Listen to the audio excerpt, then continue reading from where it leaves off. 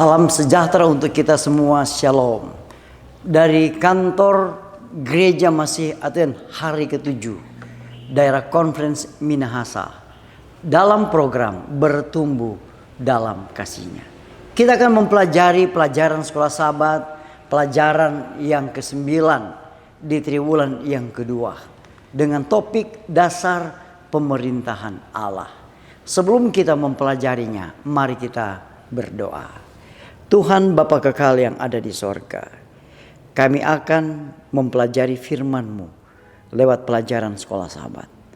Kebutuhan kami yang besar, biarlah kuasa Roh Kudus boleh ada di hati dan pikiran kami, agar firman yang kami akan pelajari, kami boleh mengerti, menguatkan iman kami, bahkan kami boleh hidupkan di dalam kehidupan kami. Di dalam nama Yesus kami berdoa. Amin. Saudara-saudara, topik pembahasan pelajaran Sekolah Sabat, pelajaran yang ke-9 dengan judul dasar pemerintahan Allah. Mari kita lihat ayat tema yang kita akan bacakan pada saat ini. Terdapat dalam Perjanjian Baru dalam kitab Wahyu pasal 12 ayat yang ke-17. Bunyi ayatnya berkata begini.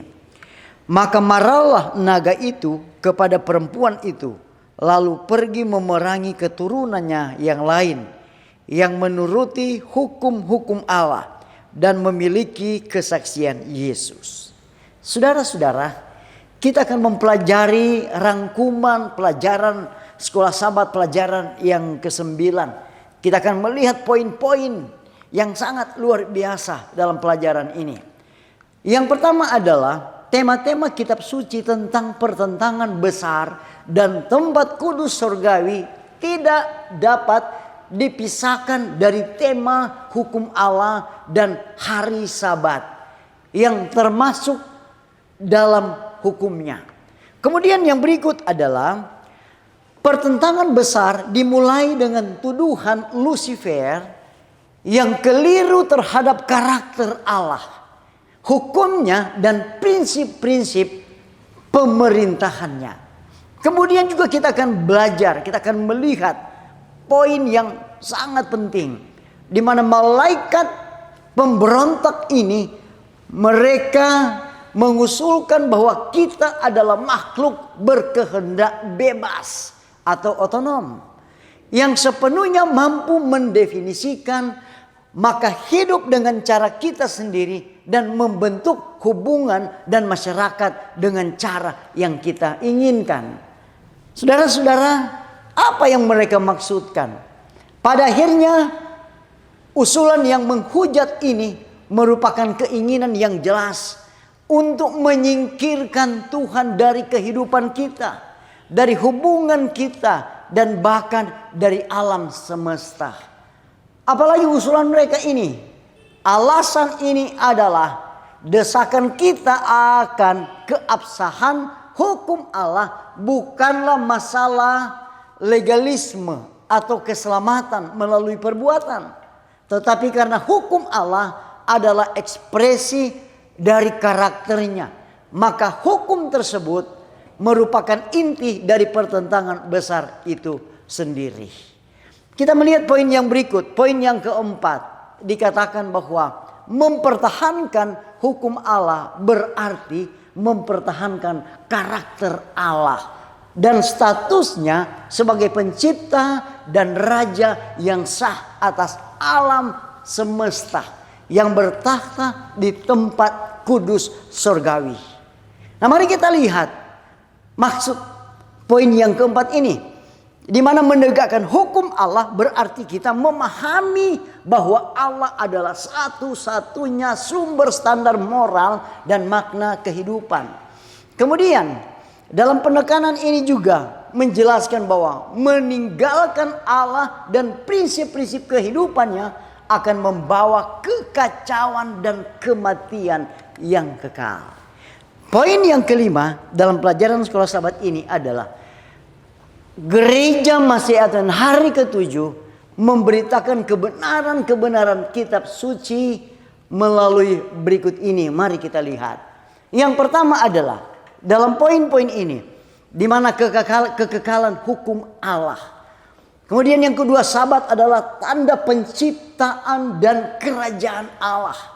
Yang ketiga, tempat kudus surgawi sebagai pusat pemerintahan Allah dan keselamatan di alam semesta.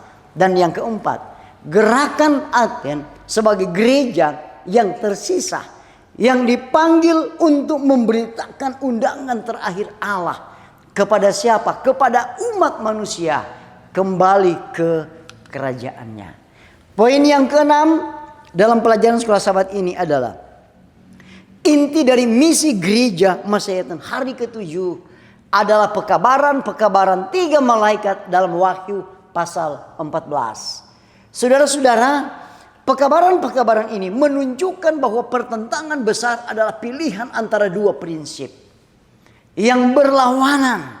Prinsip iblis yang membawa kepada kebinasaan, dan yang kedua adalah prinsip Allah yang membawa kepada kehidupan.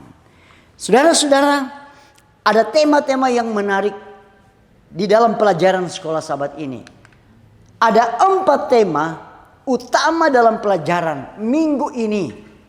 Di antaranya adalah yang pertama, hukum Allah yang mencakup Sabat adalah kekal dan tidak dapat diubah, karena hukum ini mewakili keberadaan karakter, status Allah sebagai pencipta dan raja alam semesta, dan prinsip-prinsipnya untuk kehidupan dan hubungan. Kemudian yang kedua adalah tempat kudus surgawi adalah pusat pemerintahan Allah dan keselamatannya. Kemudian yang ketiga, kontroversi besar dimulai karena dorongan Lucifer untuk merebut status dan otoritas Tuhan.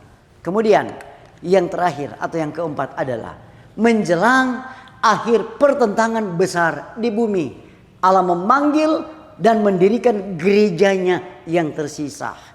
Allah menugaskan gereja yang tersisa ini untuk memberitakan panggilan belas kasihannya yang terakhir kepada umat manusia, mengundang mereka untuk menerima Dia sebagai pencipta, sebagai juru selamat dan Tuhan mereka, yang merupakan satu-satunya sumber dan jalan hidup atau jalan keselamatan.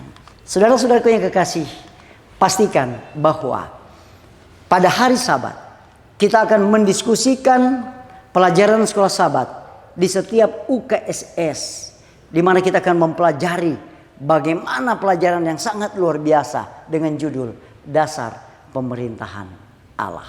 Mari kita berdoa. Bapa kekal yang ada di sorga, terima kasih lewat pelajaran yang indah ini, di mana boleh memberikan kekuatan iman, pembaharuan dalam hidup, bahkan memberikan kesadaran kepada kami semua. Dasar-dasar pelajaran yang benar tentang pemerintahan Allah memiliki dasar yang luar biasa, adalah hukum Allah. Kiranya Engkau tolong kami agar kami boleh mempraktekkan di dalam kehidupan kami. Kami boleh memiliki iman yang teguh dan teristimewa. Kami tetap setia. Ketika Engkau datang, kami semua akan bersama-sama berada di dalam kerajaan sorga. Di dalam nama Yesus kami berdoa. Amin.